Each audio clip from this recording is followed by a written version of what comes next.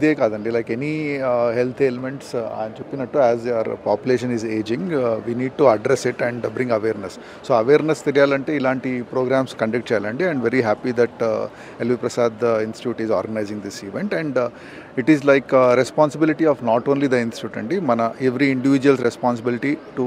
And prevention ఉన్నా కూడా ఇంతమందికి అది వస్తుంది అంటే that is little carelessness. So we should be aware of ourselves and our elders and our friends and all, and ఇంతవరకు వీలైతే అంతవరకు అవేర్నెస్ పెంచాలండి. And which is preventable because this world is a beautiful place and everyone should see and enjoy this place.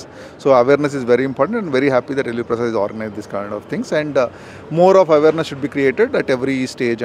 Glaucoma week భాగంగా ఇక్కడ LV Prasad eye institute ఆధ్వర్యంలో doctor Sirisha నేతృత్వంలో మన doctor Chandrasekhar, అదేవిధంగా మన సెంథిల్ కుమార్ గారి నేతృత్వంలో ఇక్కడ ఒక వాక్ని అరేంజ్ చేయడం జరిగింది, ఒక అవేర్నెస్ తీసుకురావడానికి. ఇప్పుడే మేడం గారు చెప్పినట్లు ప్లస్ అలాగే సెంథిల్ చెప్పినట్లు ఐ థింక్ అవేర్నెస్ తీసుకురావాల్సిన అవసరం ఎంత ఉంది. ఎందుకంటే 8 మందిలో ఒక్కరికి ఇది డిసీజ్ వస్తుందంటే ఐ థింక్ ఇట్స్ కేర్లెస్నెస్.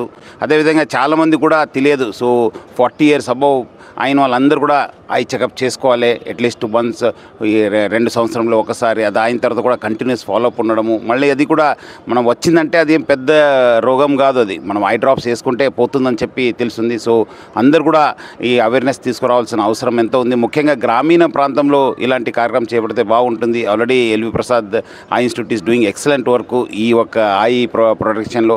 వాళ్ళు ఇంకా వచ్చే రోజు కూడా ఇలాంటి ప్రోగ్రామ్ని అరేంజ్ చేస్తారని చెప్పి నేను ఆశిస్తున్నాను.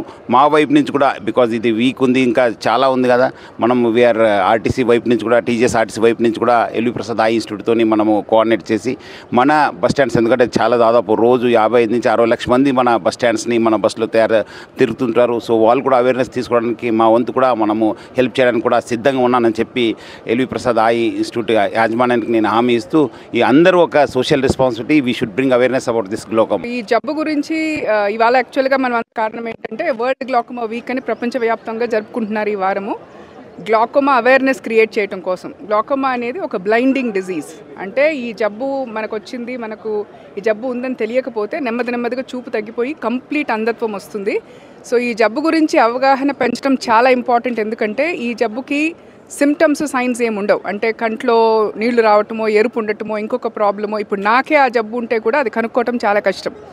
సో అవేర్నెస్ క్రియేట్ చేయటం ద్వారా ఈ జబ్బు గురించి అసలు మనుషులు తెలుసుకోవాలి, ఇది ఉంది, ఈ ఒక జబ్బు ఉంది అని. ఎవరికి వస్తుంది అంటే anybody beyond the age of 40 years. So 40 ఏళ్ళ పైబడ్డ వాళ్ళల్లో ఎవరికన్నా ఈ జబ్బు రావచ్చు.